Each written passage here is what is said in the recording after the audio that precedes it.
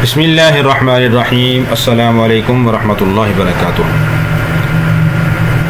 حضور اقدس صلی اللہ علیہ وسلم کا ارشاد ہے کہ مجھے جنت دکھائی گئی، جنت کے اعلیٰ درجوں میں فقراء مہاجرین تھے اور مالدار لوگ اور عورتیں بہت کم مقدار میں اس جگہ تھیں۔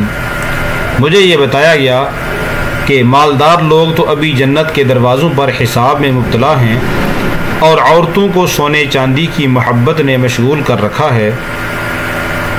ایک اور روایت میں ہے کہ حضور اقدس صلی اللہ علیہ وسلم نے ارشاد فرمایا کہ میں جنت کے دروازوں پر کھڑا تھا، اکثر مساکین لوگ اس میں داخل ہو رہے تھے اور مالدار لوگ حساب میں مقید تھے، اور میں نے دوزخ کے دروازے پر دیکھا کہ عورتیں کثرت سے جہنم میں داخل ہو رہی تھیں۔ ایک اور حدیث میں آپ صلی اللہ علیہ وسلم کا ارشاد ہے کہ آدمی دو چیزوں سے گھبراتا ہے اور دونوں اس کے لیے خیر ہیں۔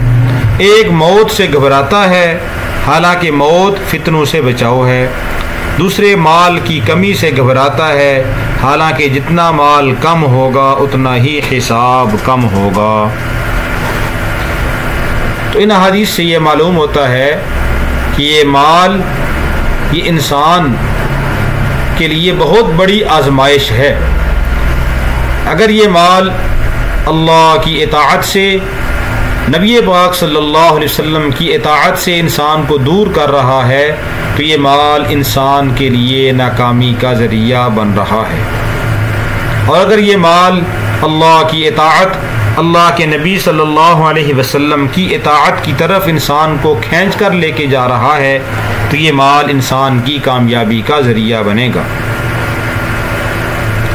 اس لیے ہمیں چاہیے کہ ہم ہر وقت اپنی آخرت کو سامنے رکھیں اور مال و دولت، سونے چاندی کی محبت کے اندر مشغول ہو کر اللہ کی ذات سے غافل نہ ہوں، اللہ کے احکامات سے، پیارے نبی صلی اللہ علیہ وسلم کی مبارک تعلیمات سے غافل نہ ہوں۔ تو یہ بھی آج ہماری ایک بہن ہیں UK کے اندر، انہوں نے آج ان طلباء کرام کی دعوت کی ہے۔ اللہ رب العالمین اپنی بارگاہ عالیہ میں قبول فرمائے۔ اللہ تعالی ہماری اس بہن کو اپنی شایان شان اجر عظیم عطا فرمائے۔ اللہ تعالی ان کے مال جان اولاد میں برکت نصیب فرمائے۔